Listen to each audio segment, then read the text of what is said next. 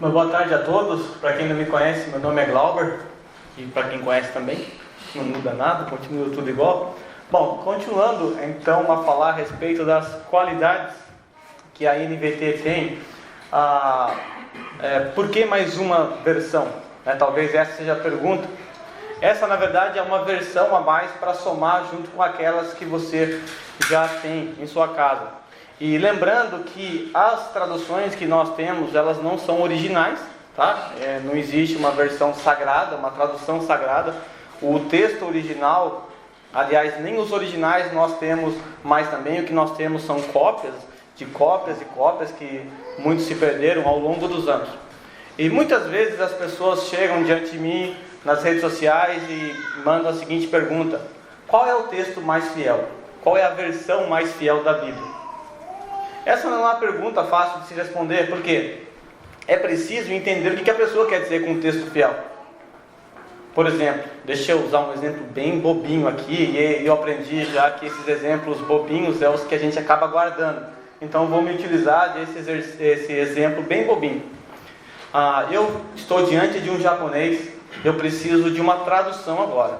O meu tradutor vai ser o Leonardo, ele vai fazer essa tradução para o japonês, de uma palavra que eu vou falar aqui, de uma expressão, mas ele vai falar em português, né? Supondo que o português dele fosse um japonês, ele teria que traduzir isso aí. Aí vocês vão julgar qual é a melhor tradução fiel, e você vai ver que isso vai depender da preferência de cada um. Então eu estou aqui diante do japonês, eu preciso que o Leonardo traduza o seguinte: olha, Leonardo, meu serviço é o cão chupando manga, eu tenho que engolir muitos sapos. Como é que você traduziria isso para o japonês? O meu serviço é muito difícil, tá insuportável. Não, você fala japonês. Não, em português faz de conta que isso seja japonês, né? Porque nem todos têm domínio da língua japonesa, nem eu. Ele ia me enrolar aqui, eu ia ter que aceitar. O que o Leonardo fez é uma tradução fiel do que eu falei? Não, por quê? Não foi isso que eu falei, né? Ele nem falou do sapo, ele nem usou o cão chupando manga. Então, o Leonardo, ele não fez uma tradução literal do que eu falei, certo? Ele fez o quê? Ele tentou captar a ideia que eu tentei transmitir e transformou isso numa tradução que o japonês entendesse. Agora, se ele falasse literalmente para o japonês, ele disse aqui que o serviço dele é o cão chupando manga e tem que engolir sapo. Porque o japonês ia pensar o quê? Esse cara trabalha num pet shop, lavando cachorro, dando manga para ele comer e ele come sapo? Ou seja, isso não seria uma tradução fiel. A literalidade, nesse caso, ela seria infiel, porque quando eu tentei me comunicar com o japonês, o que eu queria? Que ele entendesse, certo? É óbvio que eu estou usando uma expressão comum no Brasil, né? Que acho que todo mundo deve conhecer isso que eu falei, que espero que sim, que tem gente de tudo quanto é lugar aqui. Mas o que falar das Sagradas Escrituras? Que foram escritas há muito tempo atrás, quase milênios, alguns milênios aí. Imagine só, a linguagem que era usada naquela época, a cultura daquela época, tudo isso precisa ser transmitido de uma forma que as pessoas entendam. Então, às vezes, optar pela literalidade somente de um texto acaba sendo infiel. Então, o que você quer dizer qual é a tradução mais fiel? Depende do que você quer. Se você é alguém que está estudando no meio acadêmico, alguém que está fazendo teologia, está estudando a respeito das línguas originais, para você, o fiel seria, quero o que mais representa o texto original, a tradução mais original possível. Então eu quero dessa forma, igual o texto que o pastor Carlos citou aí, né, que na verdade é um texto meu, ele quis queimar meu filme aqui, pegou meu texto, o texto do Salmo 96:10, né, o texto diz: exalta-me o chifre, né, chifre para nossa cultura brasileira é até meio pejorativo, né? Exalta o meu chifre, isso não faz o menor sentido para nós. E o texto original quer dizer o quê? Exalta a minha força, né? exalta a minha força. Mas eu não estou sendo literal na minha tradução. Eu estou traduzindo a ideia que estava por trás do autor. O autor queria falar da força. Ele não queria trazer o conceito de chifre que nós temos na nossa cultura brasileira, que até, infelizmente, acaba sendo mal usado. Bem, a NVT, continuando aqui do 5, o pastor Carlos parou no 4, a NVT, ela busca evitar os termos teológicos que muitos leitores teriam dificuldades de compreender. Deixa eu explicar isso aqui. O que é evitar os termos teológicos? Isso é importante você entender. Ela não extrai o termo teológico. Como nos exemplos que nós vamos ver, ela pega o termo teológico, porque os termos teológicos são carregados de significados, e eu vou dar um exemplo de uma versão que trocou esse termo teológico por um outro que não tem nada a ver e acabou atrapalhando na sua tradução. A NVT, o que ela faz? Ela pega o próprio termo teológico, que talvez seja difícil para muitas pessoas, transforma esse termo de uma maneira mais fácil de você compreender. O exemplo que eu tenho aí é Marcos 1,15, diz: enfim chegou o tempo prometido, proclamava o reino de Deus está próximo, arrependam-se e creiam nas boas novas. Aqui a palavra evangelho, que já é uma palavra grega, né, que é uma tentativa de aportuguesar a palavra grega, ela foi traduzida por boas novas, a boa notícia. Então, houve uma substituição do termo evangelho, que algumas versões traz, por boas novas. Boas novas é o evangelho, né? Ninguém tem dúvida disso. A tradução literal mesmo, nesse caso aqui, quem foi para o literal acabou sendo a própria NVT, que traduziu o termo evangelho por boas novas. É mais fácil de entender, é mais fácil na hora de você discipular alguém, para que ela compreenda essa terminologia. E os irmãos também que estão acostumados com as versões mais antigas, sabem que esse texto está assim: no princípio era o verbo era Deus. E por causa dessa tradução verbo no lugar de palavra, essa tradução do termo logos, grego, por palavra, eu já ouvi tanta atrocidade em cima do púlpito por causa disso. As pessoas pegando verbo, bom, o que é verbo? Vai lá para a língua portuguesa e tenta explicar o texto bíblico de acordo com a gramática portuguesa. Verbo é ação, então Jesus é ação. Não é isso que o texto está falando. Por trás aqui, na verdade, até mesmo a tradução palavra, ela não é suficiente para você conseguir entender o que está por trás da palavra grega logos que está ali. Tá? Você precisa entender um pouquinho mais, vai precisar estudar um pouquinho mais. Mas a tradução por palavra, ela é a melhor. É a que melhor representa esse texto aqui. Ela pelo menos livra você de muitas confusões ao compreender o texto bíblico. Então a NVT, ela tira as terminologias complexas, mas ela não altera o significado teológico e profundo das palavras. O exemplo que eu quero dar para vocês, usando uma outra versão popular também, Romanos 5,9, primeiro vamos ver como é que está aqui, diz o seguinte: e uma vez que fomos declarados justos, tá? Aqui algumas versões estarão como justificados. Então está aqui: e uma vez que fomos declarados justos por seu sangue, certamente seremos salvos da ira de Deus por meio dele. Declarado justo e justificado é a mesma coisa, certo? Então percebe que a profundidade teológica que há por trás da doutrina da justificação, ela permanece.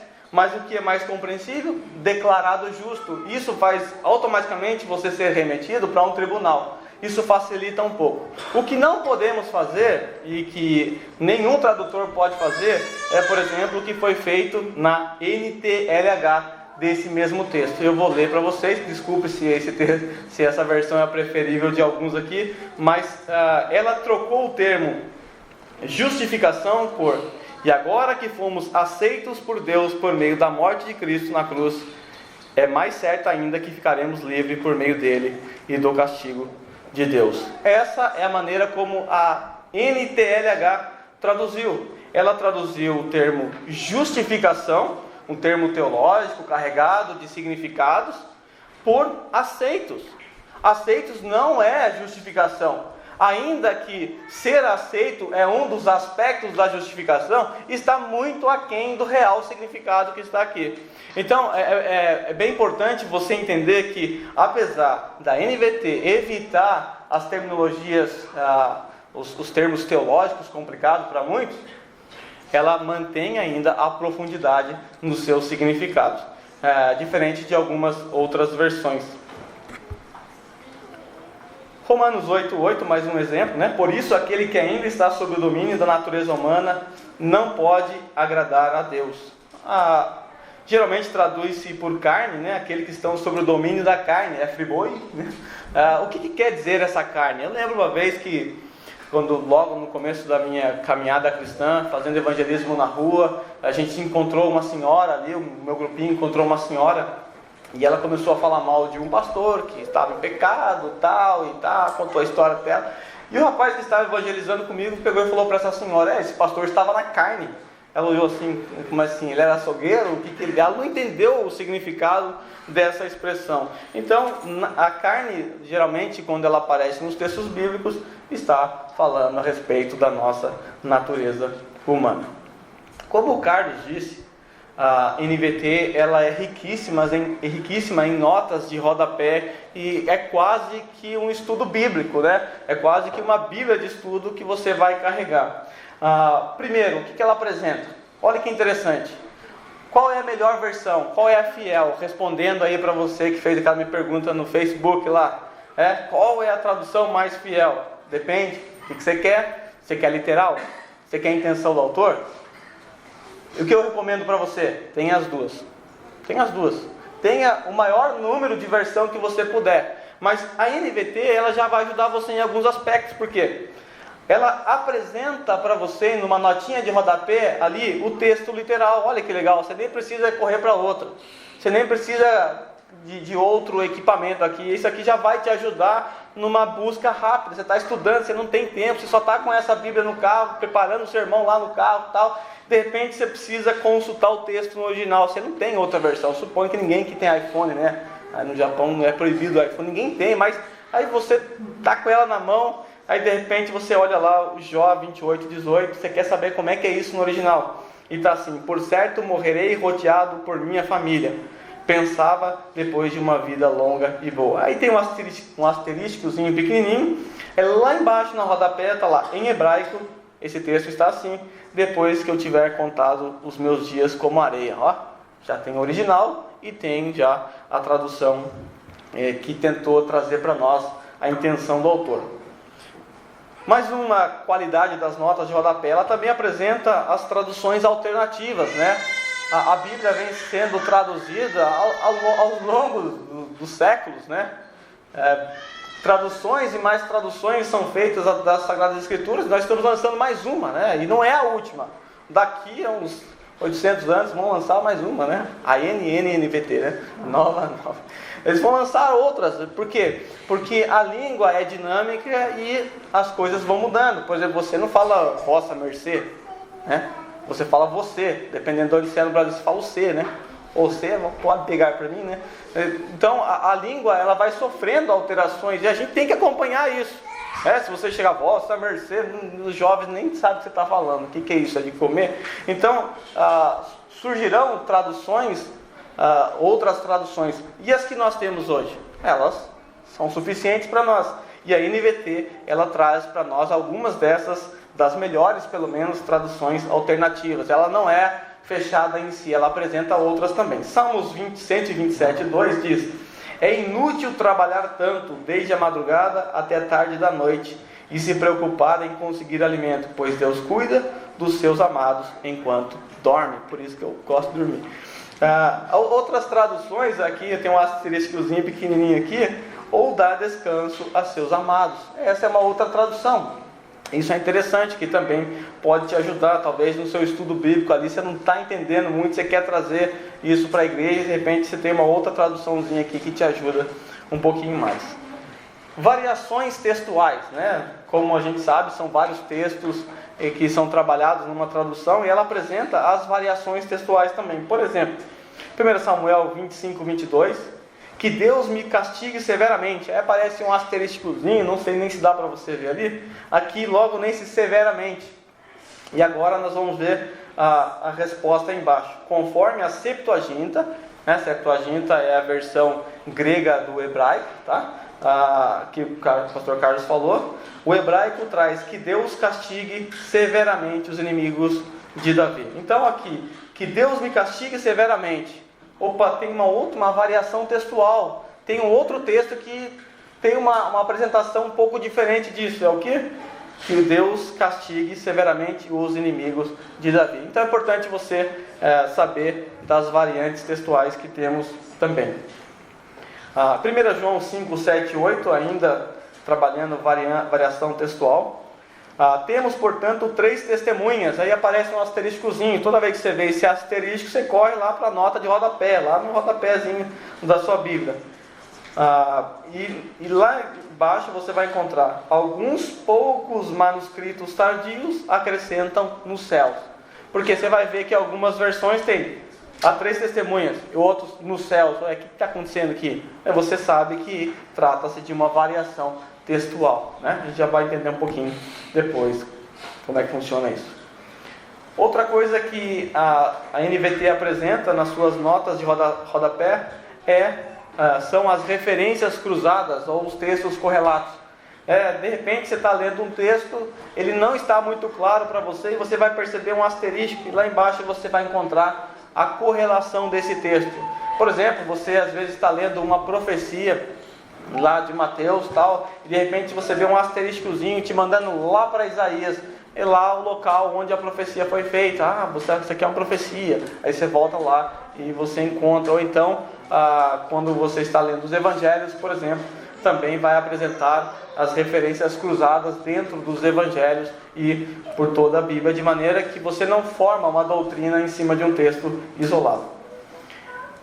Informações geográficas, culturais e históricas, né? Isso aqui é muito importante porque a Bíblia foi escrita tendo como pano de fundo uma geografia que não é nada a ver com a geografia do Brasil, nada a ver com a geografia do Japão.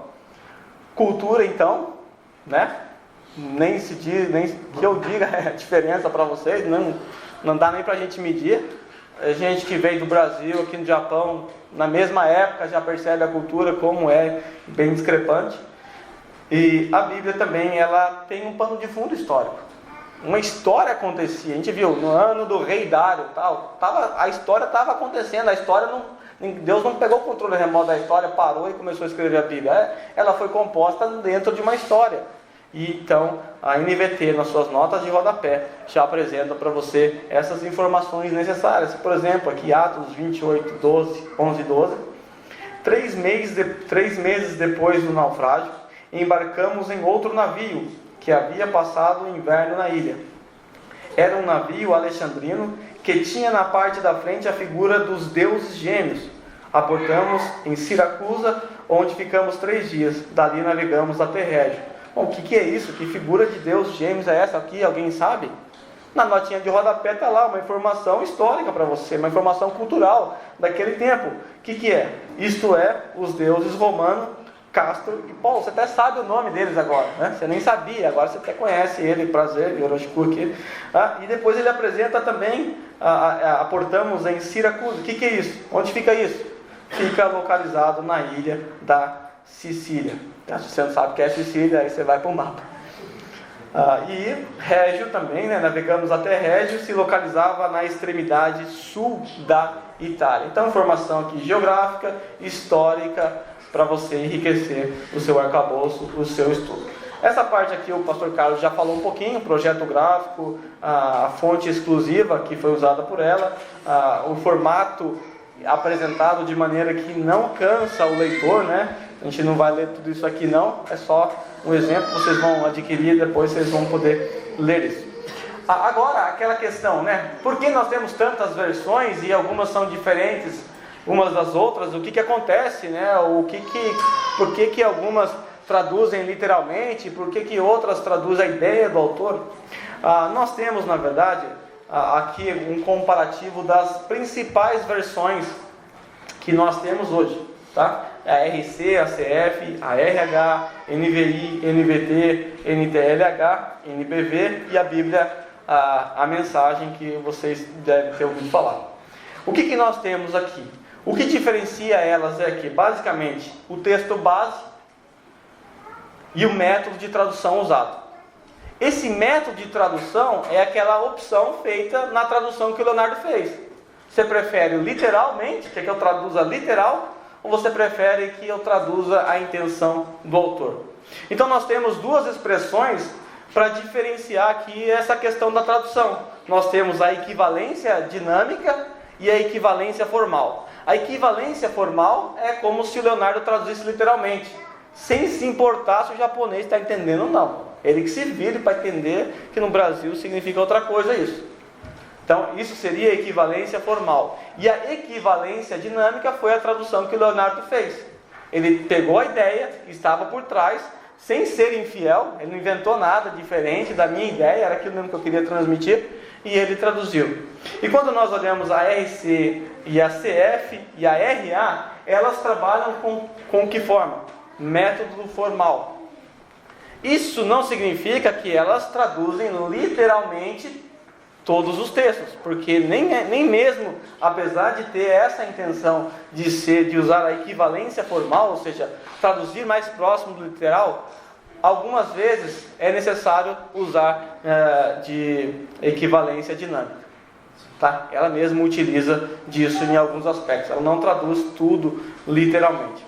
E as outras que nós temos, por exemplo, a NVI, ela trabalha tanto a formal, mais dinâmica. Ela tenta partir do literal e permitindo, quando necessário, a dinâmica. Tá? Ela usa a dinâmica quando necessário e a formal quando não dá para você usar uma expressão mais próxima na língua portuguesa. Quando nós olhamos a RC, a CF e a RA, ela tem uma linguagem um pouco arcaica, tá? No sentido, eu gosto ainda dessa linguagem, eu gosto dessa versão, eu sei que tem gente que gosta disso aqui também, eu gosto muito, mas ela é uma linguagem arcaica no sentido do que é difícil de entender, por exemplo, vitupério, essas palavras que aparecem ali, né? No começo da minha caminhada cristã me deram uma versão assim, eu sofri muito para entender aqueles textos lá. Então acaba sendo um pouco mais arcaico. A NVI, por exemplo, ela é um pouco mais conservadora, né? Ela não é arcaica, não é moderna, né? Não é tão moderninha assim, ela é conservadora, a ideia dela é ser conservadora. A NVT, ela trabalha, como foi dito, de forma dinâmica e formal. Ela permite os dois, além de apresentar nas notas de rodapé, quando possível, a forma dinâmica, o método formal de interpretação do texto, né, trazendo como é que está no original.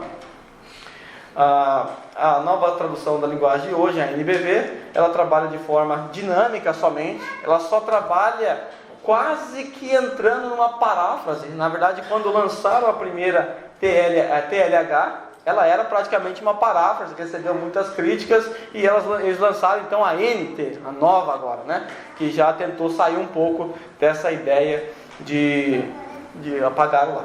Tentou sair dessa ideia de paráfrase. Então ela trabalha só com a dinâmica, ela faz o que o Leonardo fez o tempo inteiro, traduz a ideia, a intenção do autor, sem se preocupar com o que o texto diz no original.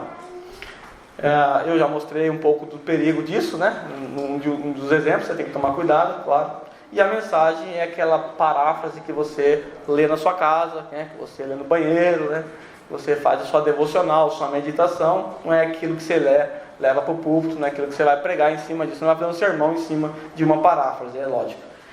Aí, a diferença está também na questão dos textos básicos, porque existem vários textos básicos da qual parte a tradução, não existe apenas um texto e todo mundo foi de lá e extraiu, existem vários textos.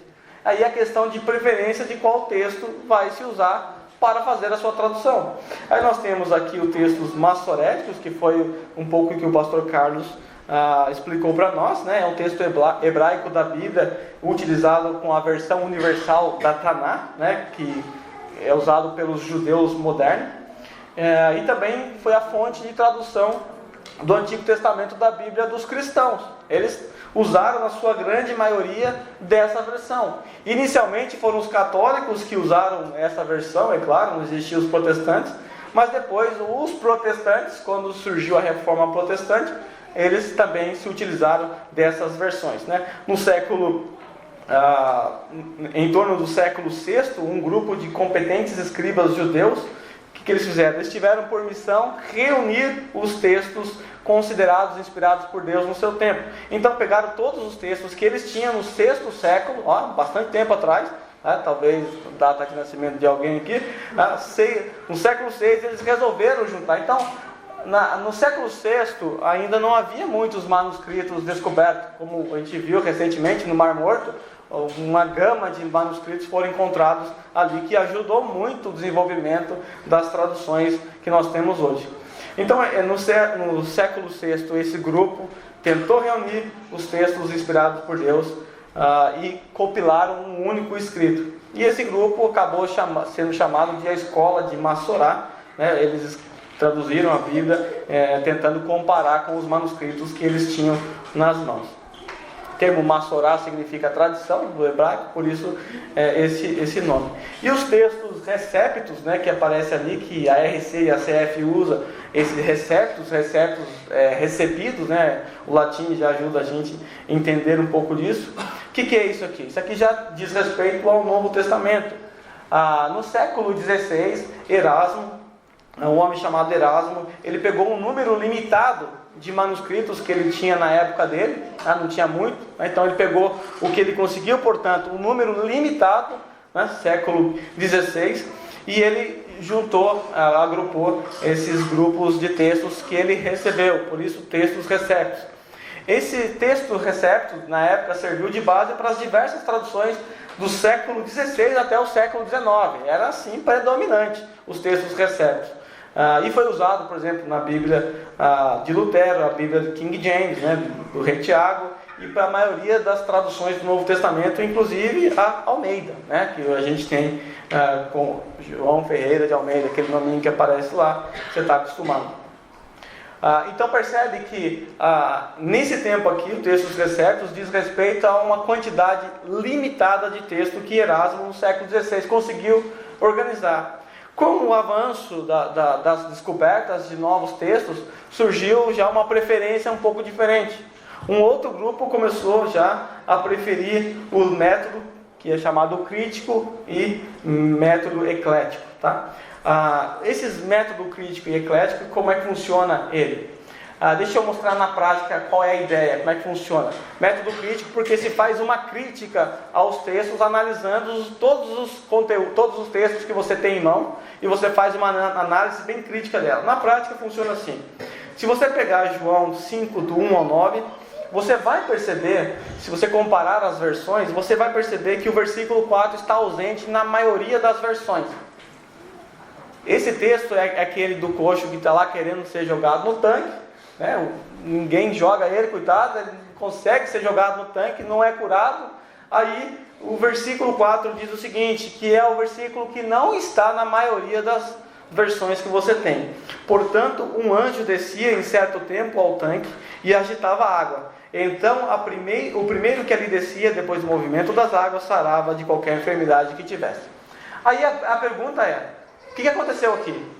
Quem está errado? Quem extraiu o texto ou quem acrescentou o texto? O texto é acrescentado ou é extraído? No versículo 4. Quem está certo e quem está errado? Aí faz-se uma análise crítica disso aqui para chegar a uma conclusão. O que acontece? Alguns passos são dados no criticismo do texto bíblico. Primeiro, qual é a conclusão que ele chega? O texto de João 5,4 não ocorre na maioria dos manuscritos antigos. Entendendo-se que talvez quanto mais antigo, mais próximo dos originais. Então os textos antigos não haviam essa descrição do versículo 4. Então o versículo 4 aparece posteriormente. Por que não está lá nos antigos? Não está lá por quê? Então já sabemos que não foi extraído. 2. O texto de João 5,4 ocorre em todos os manuscritos bizantinos, mas não em muitos dos manuscritos não orientais. Já temos aqui mais uma dica. É um acréscimo regional que foi acrescentado a partir de uma região. Então os críticos já começam, opa, isso aqui está estranho. Esse texto está estranho, será, na dúvida, ele faz parte ou não faz? Mantemos ou tiramos? Vamos fazer uma análise crítica. Bom, os antigos não está. Bom, porque não está lá. Depois a gente olha, só está numa região. Opa, o que está acontecendo aqui? A conclusão que eles começam a chegar é que é mais provável que um escriba acrescentaria uma explicação e não o contrário. Tá? Por quê? Porque o texto em si, ele não traz perigo nenhum. Ele é apenas, esse acréscimo que foi feito aqui, seria apenas uma explicação do porquê aquele homem queria ser jogado no tanque. Então é bem provável que se trata de uma explicação acrescentada posteriormente, bem provável que não junto com o texto bíblico, mas em uma nota de rodapé, que depois algum escriba juntou isso e acabou se tornando, acabou agrupando junto com o texto bíblico e depois até colocaram ele como um versículo. Por que o escriba removeria um versículo? Eles não faziam isso. Eles não tinham essa índole de remover nada do texto bíblico. Tá? Então é bem provável que esse texto foi acrescentado posteriormente como uma nota de rodapé, numa tentativa de explicar algum comentário, alguma tradição rabínica, e alguém traduziu, espero que não de má fé, acabou colocando ali. Então a NVT, a NVI, a RA, elas trabalham com o texto crítico e eclético. Lembrando, na nota de rodapé vai estar presente citações dos maçoréticos, dos textos recépticos, Septuaginta e qualquer outra versão que tem ali. Mas ela parte basicamente desse texto crítico que leva em conta essa preocupação em manter o que o texto realmente tinha no original.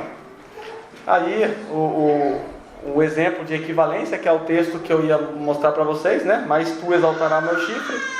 A NVT diz: tu porém me tornaste forte como um boi. Aquela ideia que os animais selvagens disputavam sua força com o chifre. Então fica mais fácil nós entendermos usando a equivalência dinâmica do que a equivalência formal, porque a equivalência formal exige de você entender o que é chifre, o que era chifre naquela época, naquele contexto, tá? Você tem que saber isso, sim, você tem que estudar isso, é lógico, mas você tendo uma Bíblia que já traz para você o equivalente, a equivalência dinâmica, já te ajuda e muito. Bem, comigo eu encerro por aqui. Qualquer dúvida, o pastor Carlos está ali e ele que se vira nos 30. Eu agradeço a oportunidade de tomar o tempo dos irmãos aqui.